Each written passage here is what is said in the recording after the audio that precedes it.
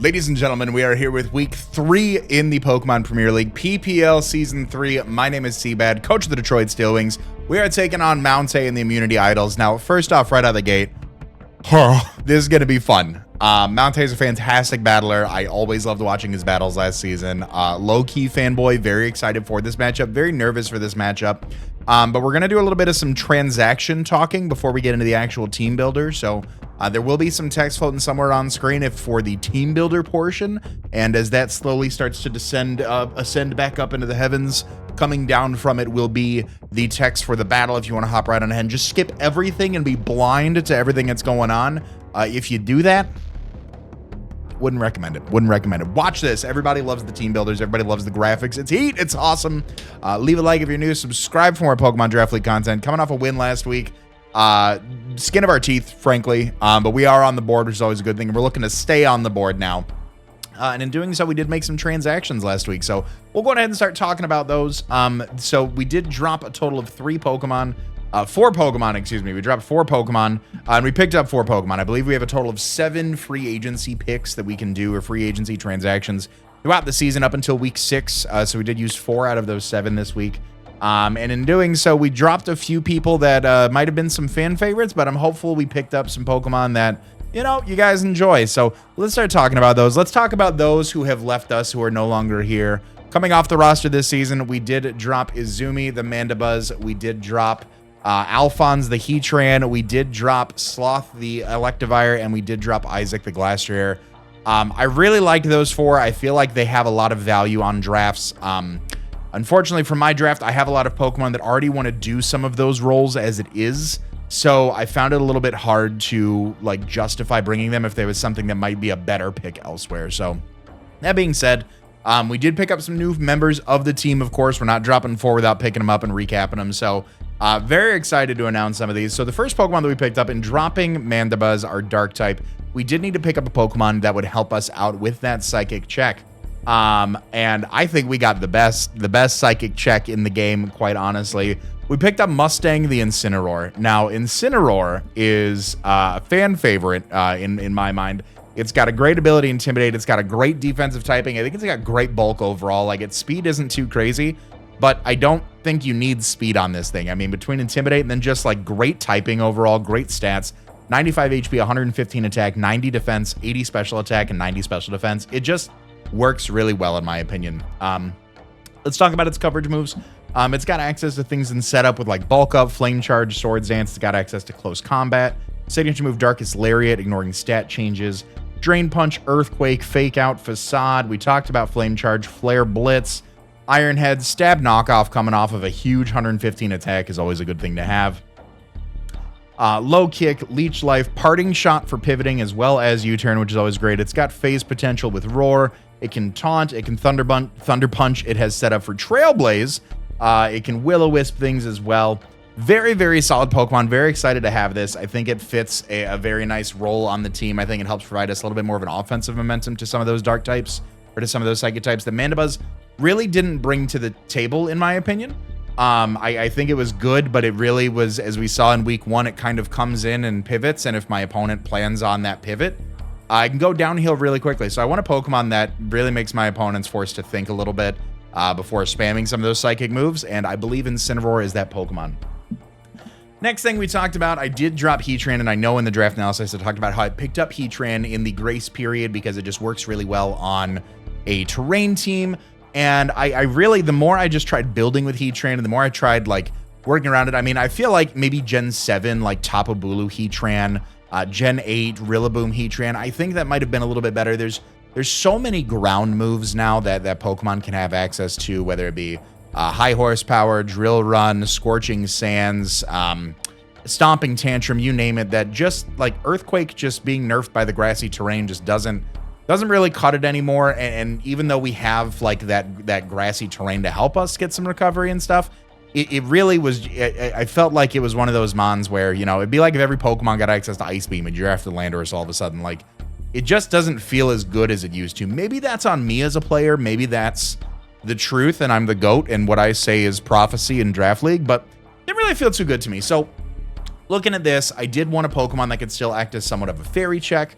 I did want a little bit more offense on the team, and I did want something that could kind of pick well together with grassy terrain. And there was a personal favorite of mine that went undrafted. Shockingly enough, I think this is a fantastic Pokemon. The fact that it went undrafted, I was actually trying to make this work in Grace Period, and I couldn't find, like, I wasn't really vibing with anything that I put together. It's like staring at a painting and you just don't like it, but eventually one day you come in and you catch it at the right angle, you're like, oh my god, hold on, and you catch it. So the next Pokemon that we drafted for this season of the PPL is going to be Lanfon, the Ogerpon Hearthflame. Coming back from my return to Draft League in SPL Season 1. Yeah, it was Season 1, Season 2, it was Season 1? We did something. It was Season 1. It was yeah, it was, yeah, Season 1. With the Ogerpon Iron Bundle Core, Ogerpon Hearthflame, man, I can't say enough good things about it. So, Ogerpon Hearthflame has the Mold Breaker ability. It's a grass fire type. The Hearthflame mask is the held item that it has to wear all the time. That's really like the quote downside to it. It really does need some good hazard support because if my opponent just prioritizes rocks, I lose 25% every time that I switch in. But with the Hearthflame mask, I do gain 1.2 times power on all my attacks. So it is like a built-in discount life orb. It's like a built-in life orb almost. Instead of 30%, I do 20%, but I don't lose any health from the item. So it really does work out. And with 120 base attack and 110 speed, I mean, the extra damage boost is always great on there. Mold Breaker is always nice. Just being able to go through some of those pesky abilities can be very, very nice. I think there's a lot of matchups, frankly, also in our division where Mold Breaker could be very beneficial. Potentially even this matchup, as we'll come to find out. But with this mon, it also does. So let's go ahead and start talking about some of the moves it has access to. So it does have access. My VGC bones are telling me. So you already saw Incineroar and Ogerpon. You're like, great, we get it. You like VGC, like you're doing VGC this year. I get it. But I think Ogerpon does things differently than Incineroar, obviously. It does have access to Disruption with Encore. It does have recovery through Horn Leech and Giga Drain. It does have access to Ivy Cudgel, which is a 100 base power fire type move with a high crit ratio. Always good to have a high crit ratio move, as Inteleon will tell you. Very strong knockoff on 120 base attack as well, so we're removing a lot of items, which is always a good thing. Leech Seed recovery, it's got some cool coverage in low kick and play rough. Power Whip, 120 base power grass type move. Has priority in quick attack. It is a spike setter, which we were lacking before, so we do now have access to spikes. Spiky Shield, being able to have a contact protect is always good. Stomping Tantrum, superpower, setup and Swords Dance, very reliable recovery and synthesis. It can be a fast taunt user. It can set up its speed with Trailblaze. It can penalize sound base using Pokemon with Throat Chop. U-turn, Wood Hammer is always good. Zen Headbutt, Bullet Seed if we so feel like it, but it also does get Grassy Glide, which 120 base attack stab move. I mean, I know Rillaboom is already good, but if we bring Rillaboom and Ogerpon Hearthflame, we're sending off a lot of priority that week. So very, very excited for this Pokemon. I'm comfortable using it. I feel like I've used it well before. And I think it just fit a little bit better more than the Heatran pick, in my opinion. But all that being said, let's talk about two of these in reverse. So we talked about how I dropped Heatran. I dropped my hazard removal. Like, I really only have Hatterene now as hazard removal, and that's just hazard deterrent, really. So within some of the free agency transactions, my week 1 opponent, Vepsis, actually ended up dropping this Pokemon. And it provides me a few things that I felt were beneficial to the team. So he picked up Full Metal the Fortress. Now, Full Metal is a Bug Steel type. I don't need to talk about Fortress. Fortress is a damn staple in Draft League. I don't even have to talk about this. But if you don't know, you're going to know. Bug Steel type Pokemon has the sturdy ability, 140 base defense, 60 special defense, 75 HP, 90 in attack, 60 in special attack, 40 in speed. Okay. Fortress is the GOAT. I've drafted Fortress before, and I really like it, and I think it's only gotten better in time. Fortress is the GOAT when it comes to setting and removing. Access to spikes, rocks, and toxic spikes. Access to rapid spin. It can set up screens. It can Thunder Wave. It can Volt Switch. It can Ice Spinner. I can Body Press, Iron Defense stuff. It can explode. Heavy Duty Boots and Sturdy means I always come in at full. I can always get a spin-off or a hazard up. I can Volt Switch out on Taunters. I mean, Fortress is the GOAT, man. I love Fortress. I think it was a really good pickup. I'm very excited. I was originally eyeballing it during the initial draft before it got picked up. And I really like this Pokemon, quite frankly. I think it is awesome. Being able to pair it with like grassy terrain for the recovery is always a good thing. All in all, I think, like I said, just very, very solid Pokemon. Very reliable. You know, this is a Pokemon that I would trust to pick my kid up from daycare. I mean, my kid might think Fortress is a little bit scary, but I don't. Fortress is a homie. He's like that weird-looking uncle where you're like, I don't want to hang out with him. That uncle's dope. That uncle's been with you through some tough times. Hang out with that homie. But now we talk about the last elephant in the room, which is I don't have an electric type anymore. And going into the draft, I talked about it a little bit when I was discussing my Terra Captains in Rhyperior being a water type. Bulky waters, I think, do very, very well. And there's Pokemon that was available that I've always had my eyeball on in Draft League, and when I would consult my sources on what they felt would be a best next pick, this Pokemon really got left off the list. I'd always be like, ooh, this could be good. Ooh, this could be good. And it always just ended up on the bot like, no, get this. And after I think the last time when I ran 2 leagues side by side and I had a lot of consulting with a lot of people, no discredit to them, but I really felt like I wanted to start trusting my gut a little bit more on some of these picks. And I left this Pokemon on the table, but looking back at it, I was like, let's talk about it. And I apologize. There's somebody in the comment section of my draft analysis who made this recommendation that really sparked me to start looking into this. So shout out to you. If I can find the comment, it'll be on screen in post-production. You are the GOAT for reminding me of this. But in return, we did drop Electivire, the Slothy Electivire, and we did pick up Maria Ross the Lantern. Lantern is a water and electric type Pokemon with 2 great abilities in Volt Absorb or Water Absorb. Volt Absorb gives me an electric immunity. Water Absorb gives me a water immunity. Look at that. Electivire's electric immunity is back on the team. I've got an electric type, so let's talk about it. Lantern is very thick. 125 base HP, 58 attack, 58 defense, 76 special attack, 76 special defense, 67 speed. Nothing too crazy there, but as I've talked about before with certain Pokemon that you just have such like good ample stats in, like I don't think I'll ever really need to put much into HP unless I really need like Fizdef Lantern that week. I can probably run it a little bit of mixed defensive. I can probably spare some in special attack to get some of the benefit out of having it. So let's talk about it. As far as Lantern goes, it is pretty slow. It does provide us some pivot with Volt Switch. It does have access to some cool coverage with Dazzling Gleam and Discharge, your 30% chance to pair up. If we don't want to Volt Switch, we also have Flip Turn, which is great. Hydro Pump, Ice Beam, Scald. We've got Surf. We've got Thunder Wave, Thunderbolt. If we want to run a Curse physical set, we can run things like Liquidation and Wild Charge. It's got some niche coverage with things like Icy Wind, with Soak. It can set up Rain. I mean, I've always wanted to use this Pokemon, and like I said, maybe I will regret my choices, and maybe we will see Electivire return at some point, but I really did want to take this opportunity to just pick up what I felt was a little bit of a better Mon. Electivire is great as a physical electric type, as a strong electric type, provides that pivot, provides the support there. But I've got other Pokemon that really want to hit hard in some weeks, and sometimes it's not going to be Electivire. Sometimes we need something like Lantern to be able to pivot, provide some status, shake some things up a little bit, then Volt Switch or Flip Turn out. So that is going to be our free agency transactions. Let me know what you guys think in the comment section down below. But with that being said, we are going to start moving into the team builder. As always, leave a like, subscribe if you're new. You guys are going to start to see some teams appear on screen right about now. My opponent has a team that consists of Terrapagos, Weavile, Clefable, Infernape, Flygon, Sceptile, Quillfish, Indeedee, Vikavolt, Drifblim, and Electric. Some things to note about my opponent's team as I pull up a little bit more of my notes is that they do have 3 Terra Captains, Sceptile being able to Terastallize into a Fire or Ground type, Indeedee Male, I should specify, being able to Terastallize into Psychic, Fairy, or Ghost, and Electric being able to Terastallize into Fairy, Steel, Poison, or Water. My opponent's got some pretty scary things on the team, quite honestly, if I had to say so. I mean, Mountai's really good for a reason. So as far as hazard setters go, he's got a lot of potential support. Spikes on Quillfish, Rocks on Clefable, Flygon, Infernape, and Terrapagos, Webs on Vikavolt, Toxic Spikes on Quillfish, got a Defogger and Drifblim. Terrapagos can also Rapid Spin. Good Healing Wish support. I mean, the team is really well crafted, so I'm hoping we've got the 6 that we need to really bring it home this week. As you can see, it's going to be a little bit of a terrain war, but that's okay. I do like my wars. First up, first and foremost, we are bringing King Bradley the Sneasler. He is rocking his normal gem with the Unburden ability. We have Fake Out, Close Combat, Upper Hand, and Dire Claw. 252 EVs in attack, 4 in defense, 252 in speed with a Jolly Nature. With this spread, we are speed tying a max speed Unburdened Sceptile. Both Sneasler and Sceptile do end up popping up at 120 base speed. So I want to make sure that if he is running max speed, we are giving ourselves as much of a chance as we can to outspeed that.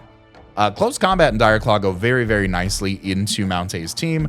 Close Combat hitting the Weavile, Dire Claw hitting the Sceptile, Close Combat hitting the Infernape and the Flygon. Close Combat hitting the Indeedee for neutral damage. Close Combat hitting Terrapagos super effectively. Quillfish can be a little bit of a check, as can Drifblim. I'm hoping we can get some nice Dire Claw things going on there. Dire Claw hits the Clefable, Dire Claw hits the Vikavolt. Depending on the electric type, both Close Combat and Dire Claw do hit that. Upper Hand is there because Weavile does naturally outpace us, and there is a lot of potential for priority on his team with things like Aqua Jet, we've got a few fake out users. We've got First Impression on Flygon. We've got Ice Shard on Weavile, Mach Punch on Ape, a few Quick Attack users, a few Upper Hand users himself, and a few Vacuum Wave users. So there's a lot of potential for priority to really just not worry about outspeeding me because you can just wear me down with that. An Upper Hand acts as a priority Sucker Punch where I will always get the flinch chance on them. And frankly, I can go for that and then just start attacking. Maybe I've got some chip on it already and the Upper Hand does end up putting it down. Normal Gem Unburden. Because of Terapagos' ability, it is a better multi-scale. I need to make sure that that ability is not intact in order to get some good damage off there.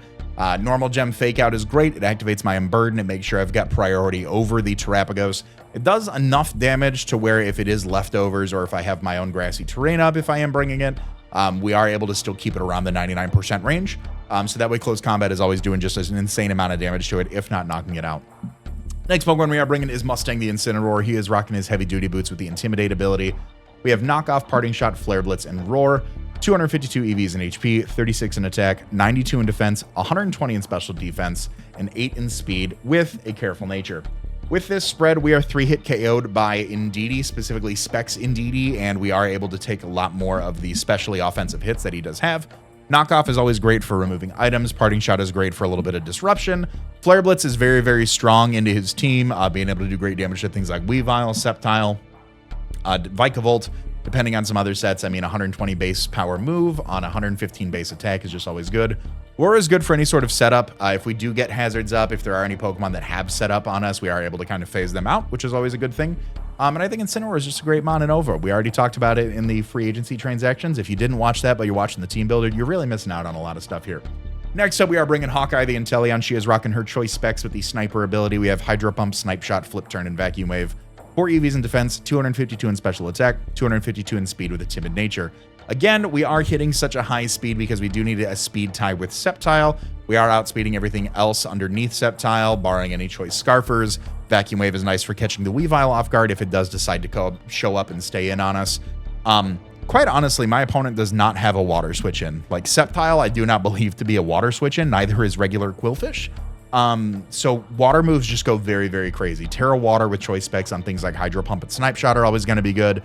Flip Turn is great for switching out of there. And then again, Vacuum Wave is just nice to be able to pick off something that might be a little bit weaker, that is faster than us. Maybe a weakened Rock Polish Terapagos, maybe a Weavile, whatever that looks like. Next up, Lanfon the Ogerpon Hearthflame. She, of course, has her Hearthflame mask with the Mold Breaker ability. Swords Dance, Trailblaze, Ivy Cudgel, and Knockoff. 136 EVs in HP, 132 in attack, 240 in speed with the Jolly Nature. With this spread, we are outspeeding Jolly Infernape by 1 point. And with 132 EVs in attack at +2, we are securing a lot of one-hit KOs with a spike up, and you will also see where that spike is coming from. Trailblaze getting us to +1 speed so we can outspeed the Weavile and the Sceptile, as well as Scarf Infernape and anything Scarf below Infernape, so something like Flygon, Scarf Indeedee, etc. Ivy Cudgel is great, high crit ratio move, +2 is doing damage. Knockoff is always good for removing items, as well as super effective damage on things like Indeedee and Drifblim. Rest just in overall HP just for more over bulk, really, at the end of the day. Next up, we are bringing Full Metal the Fortress. He is rocking his heavy duty boots with the Sturdy ability. We have Spikes, Rapid Spin, Volt Switch, and Ice Spinner. 248 EVs in HP, 160 in attack, 60 in defense, 4 in special defense with a relaxed nature. With this spread, we are 3-hit KO'd by Scarf Flygon. We do OHKO that Flygon in return with Ice Spinner.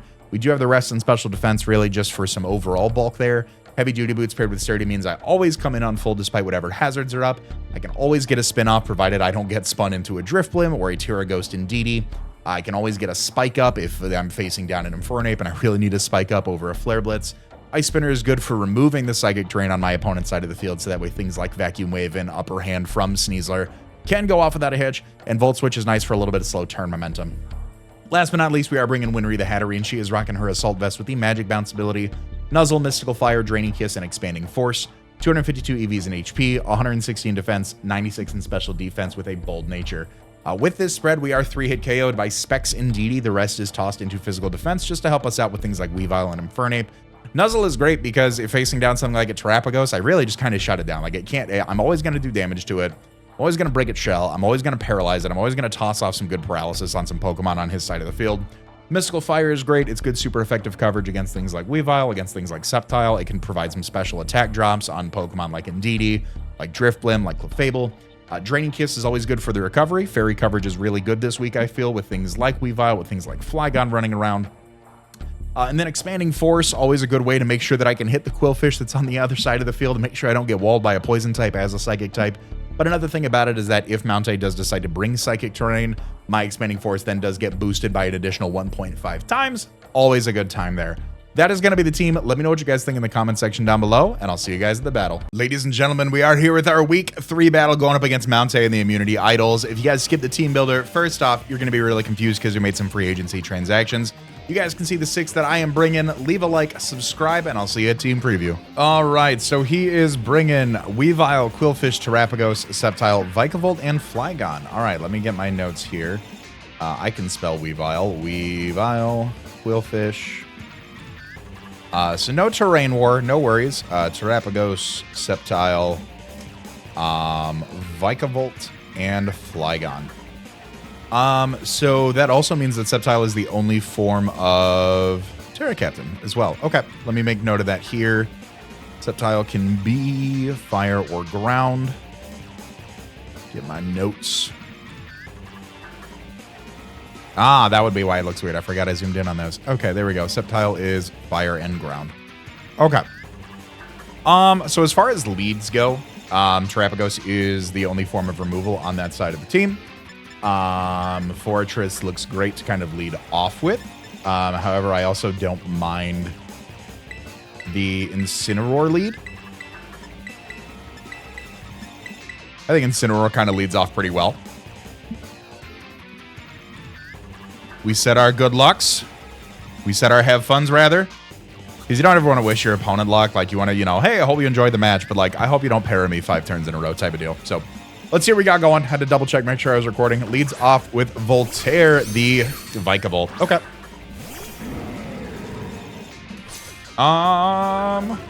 Flare Blitz always nukes you. I want to just say that I parting shot out. Predicting the switch.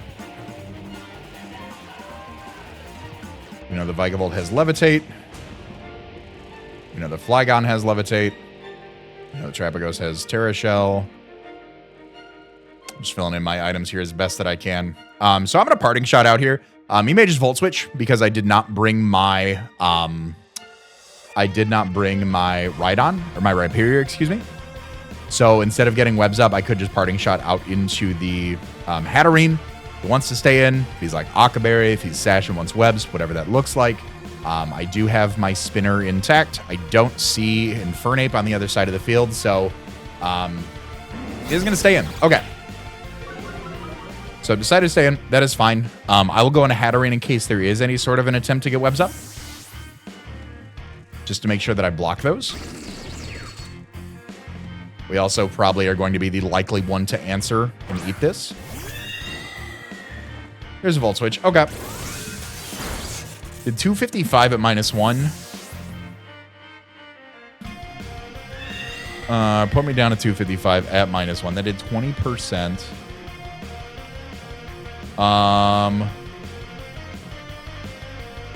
It did 20% at -1. That was a very high roll at -1. Okay. This is max special attack, I'd say. Max special attack. Okay. That is fine.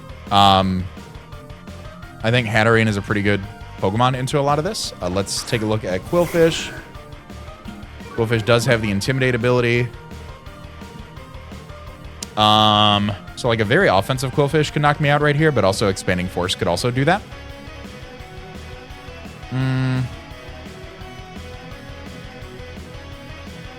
Like I have a whole Fortress here. Would you go for a poison move? I don't think you would. I'll go for a Nuzzle. You could. Flip turn. Okay. That put me down to 201. Man, give Hisui Quillfish flip turn. Oh, here comes the Vikavolt again. Okay. That is fine. Expanding Force would have been good damage. I can't paralyze this thing, obviously. I think the Draining Kiss is probably my best move for recovery at this point. Bug Buzz, okay.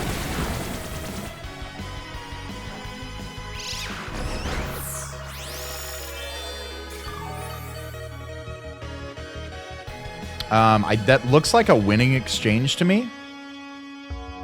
So I'm going to go for the Expanding Force, predicting the Volt Switch, maybe into Quillfish. Flash Cannon, okay.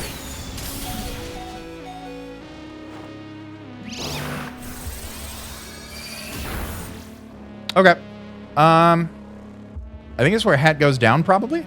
I'll go for a Draining Kiss here just in case. There's the Bug Buzz again. That is fine. Vikavolt KOs Hatterene with Bug Buzz. Okay.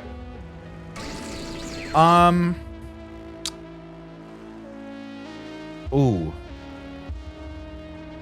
Does Ogerpon kill with a Trailblaze here? Probably not. I'd like to assume so, but probably not. Vikavolt. 15 to 18. I don't think you were there. I don't think you were there. I'll just go out. I'll just go out to Incineroar here. I think Incineroar is safe. I'll be faster. I can always knock off an item too right here.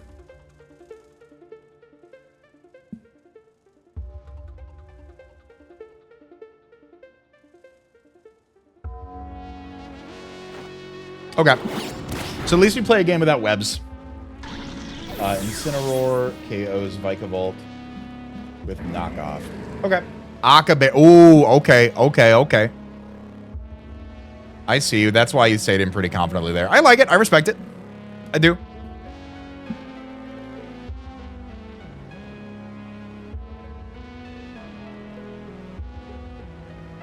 Could have maybe Swords Danced on it as well with Ogerpon. Because looking at it now, Bug Buzz was not doing as much, so a Swords Dance into a Trailblaze would have been a very nice spot to be in. Here comes Bug type, which is going to be the Flygon. Okay. Where is Incineroar versus Flygon? That's doing a lot. That's doing a lot. I'll go for a knockoff here.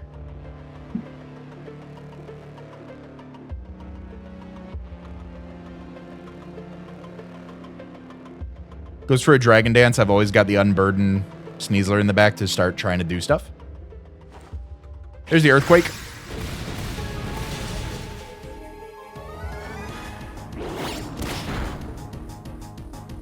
Choice Scarf Flygon. No more. Okay. Good thing to know.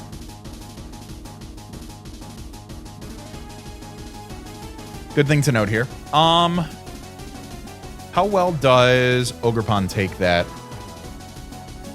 Earthquake? 47 to 55. He's about at 50%, so I wouldn't be able to do that there. I want to keep Fortress around here. How's Inteleon taking that Earthquake? Just for what it's worth. Flygon, 68 to 81. I'll swap into Flygon here. I'll keep Incineroar a little bit healthy. Or I'll swap into Inteleon here on the Earthquake. U-turn's doing 32 to 38. I outspeed everything other than Weavile, and I can go for the Vacuum Wave. Which does knock it out, if he decides to.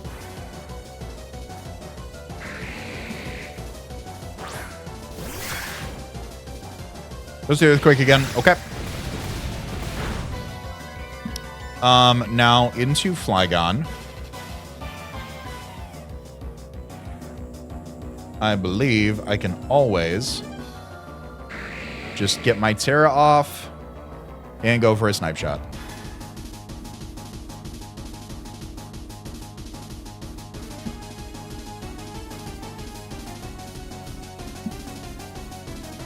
This won't reveal that I am Scarf.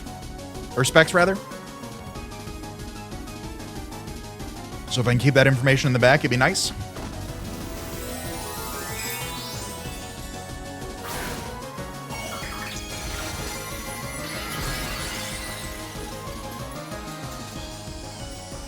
This should be a dead Flygon. Unless I'm forgetting something. Alright. Inteleon KOs Flygon with Snipe Shot. Okay. Beautiful. Sceptile's still around. Sceptile is still around, so I got to be mindful of that.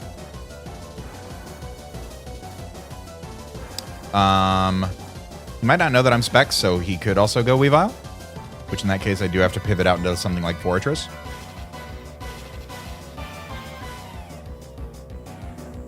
Quillfish still a little bit of problematic. Terrapagos, I think the fake out in a CC will do wonders.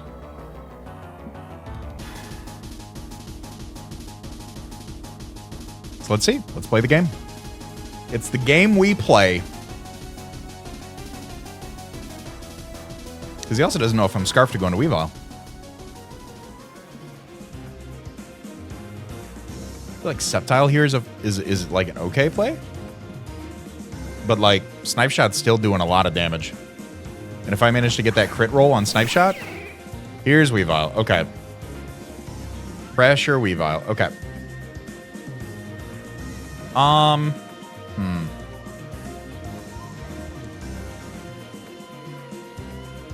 go to Incineroar here. I'll save this. I'll get the Intimidate off, hopefully. Unless we see that it's like Clear Amulet.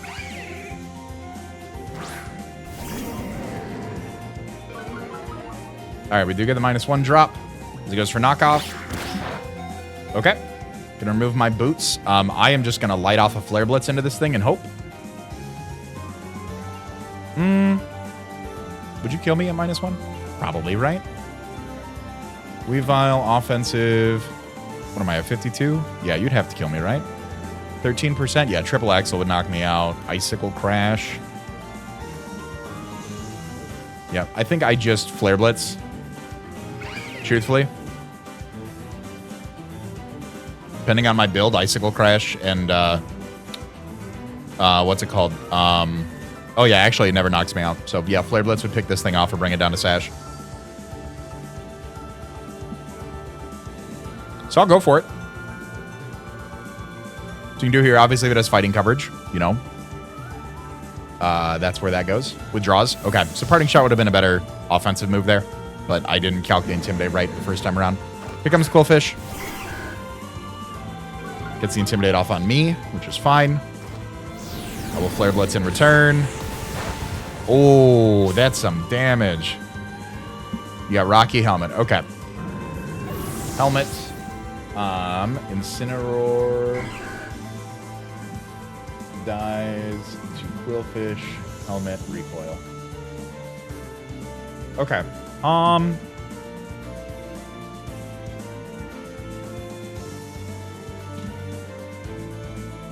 So with that damage, Terra Hydro Pump would actually knock this thing out. I'm going to go for it.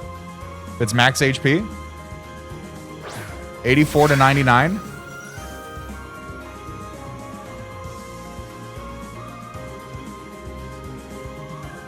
Let's run it.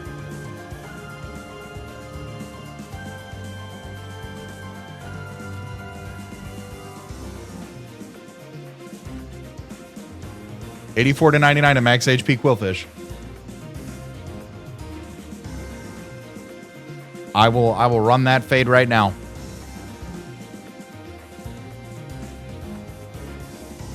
Quillfish has never wanted this smoke a day in its life.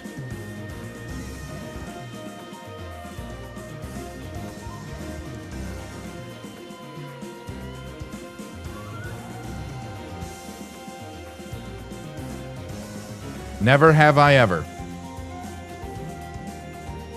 Withdraws. Oh, I'm going to get a mean Hydro Pump off on something. The Stig. Oh, I don't know about this. Are you Sash?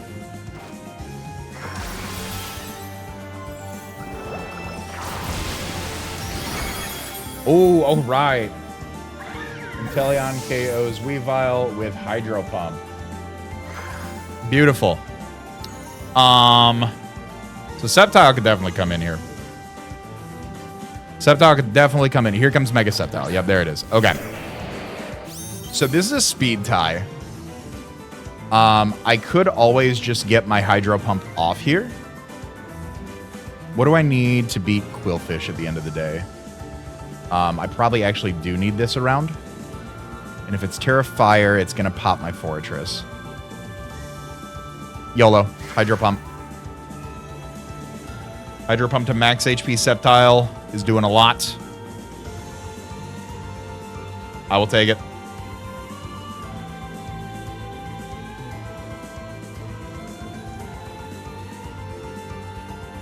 He predicts the switch into Fortress, so be it.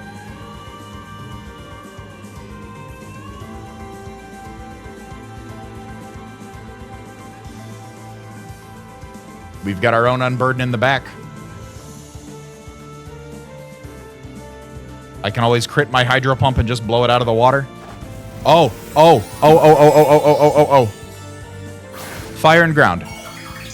I just have to win the speed tie, right? I just have to win the speed tie, right?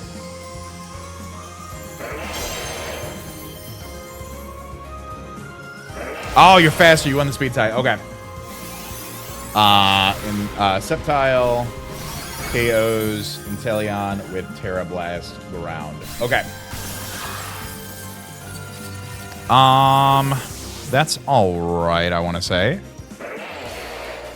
I could go into Ogre Pond now.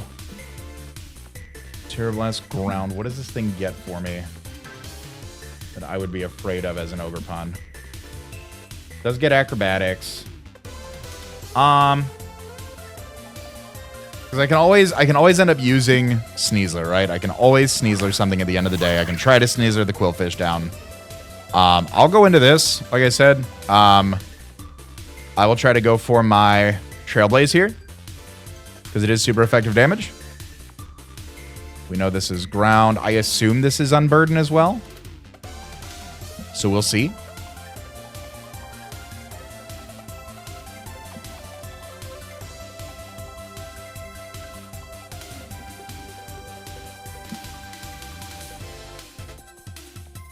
Trailblaze is doing a tremendous amount of damage to Terra Ground Sceptile.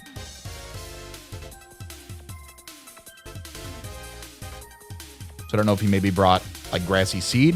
I won't even know, like, what the... That's unfortunate he won the speed tie there, though.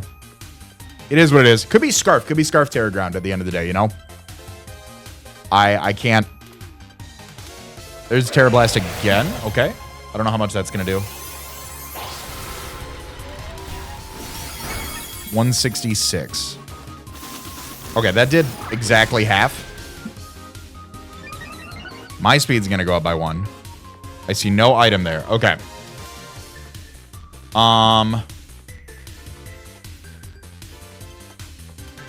So my speed is always faster. So Quillfish with the Intimidate, like, at that point, like, do I need to go for... Do I risk a roll here is the thing. Terra Blast, ground. How much should that be doing? Okay, so you are special. Modest Terra Blast ground.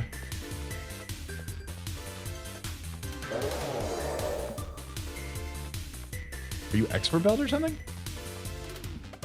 How did you do 50? Am I missing something here? Hello? I must be missing something. I don't know how that happened. Oh god. I will Ivy Cudgel. Okay. Ogre Pond KOs Sceptile with Ivy Cudgel. I need to use Ogre Pond to get as much damage off on the Quillfish as I can. So that way Sneasler in the back can pull off against the Quillfish. Quillfish and Terrapagos are left. Quillfish, the Quillfish likely coming in here.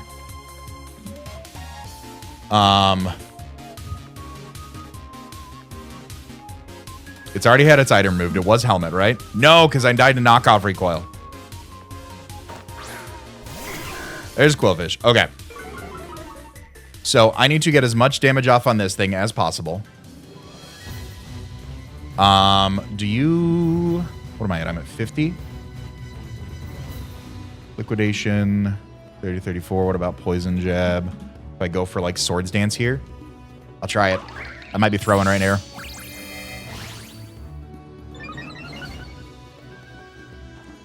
Poison Jab.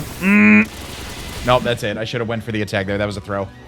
Quillfish KOs Ogre Pond with Poison Jab. Okay. So now, I don't know what this does to Fortress. Quite honestly. Honestly and truthfully, I don't know what it does. I could just get slow volt switches off on this thing. I could get a spike up for the Terrapagos if that is the case. I could just Ice Spinner for some damage. I'll get some slow volt switch off. I don't know what this thing does to me, quite honestly. I'll go for a volt switch here.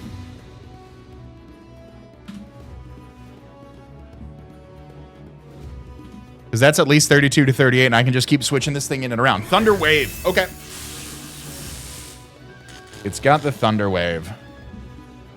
Even better. Good damage down at 50. I need to keep the Fake Out sturdy on Sneasler, though.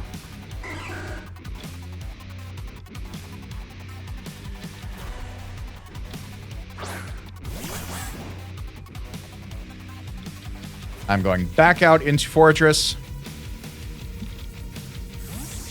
I will just need Volt Switch to KO as I go into...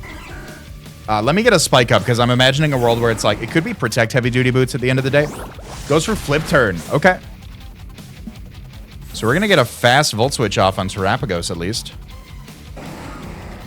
Terrapagos, Terrastal...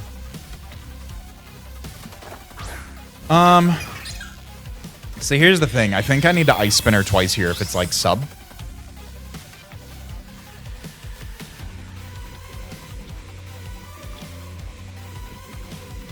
If it is sub Terrapagos, I need to go for like 2 Ice Spinners.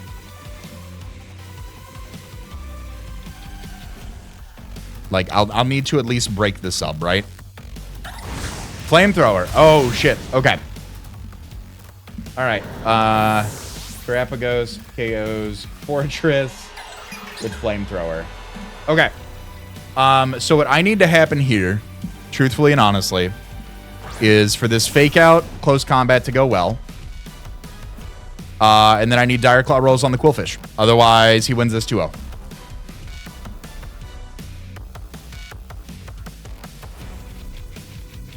You can always swap into Quillfish right here, which could be another good play. All right, we are going to break Terra Shell. Are you Covert Cloak?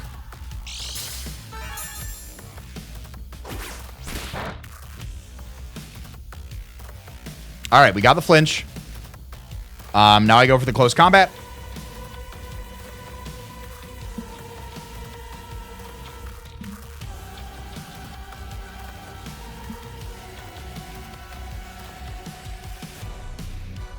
Come on, Sneasler.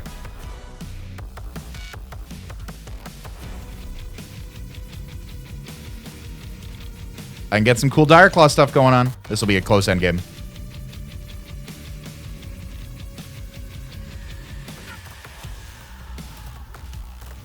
Withdraws. Okay.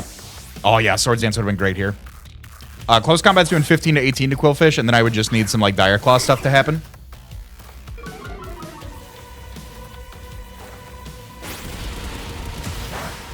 Yep. Yeah, because now at -1, what have we seen? We've seen Flip Turn, Poison Jab. Yeah, Flip Turn's doing a lot. I would need to go for a Dire Claw here and get some cool interactions with Dire Claw. Please, Sneasler, please. Please, please, please. Please, please, please. I wonder if -1 close combat still knocks out Terrapagos from full. I wanted the upper hand. It was a choice between Swords Dance and upper hand. I felt like upper hand would be better for the priority. But I think I'll try. If Dire Claw goes my way, that's why it's a move. 50% of the time, I get 30% of what I need. So we'll hope. It'll either be a burn, which means that I live the flip turn. Para or poison. Or sleep, rather. Nope. Oh, there's flip turn. All right, that's doing a lot. All right, that is fine. So here's the thing, is that Quillfish is going to come back in again. Yeah, I think he just rotates this around. What is it? Terrapagos. Yeah, I need to... I don't think I live 2 more Rocky Helmet hits. I need close combat to knock out the Terrapagos, please. Nope, does not. All right. Terrapagos KOs Sneasler with what is your move of choice? Terra Starstorm for the thumbnail. All right, great game. Great game overall. I think Terrapagos is such a great mon to play around, and I think Mount Sage piloted it very well. GG. Loved the team. Loved everything about it. I think we had a really great back and forth, which is all I look for at the end of the day. Obviously, a win would be nice, but walking away with a 2-0 against one of, or with an 0-2 rather, against one of the better players in Draft League, I always think is nothing to write home about. I think we did very well.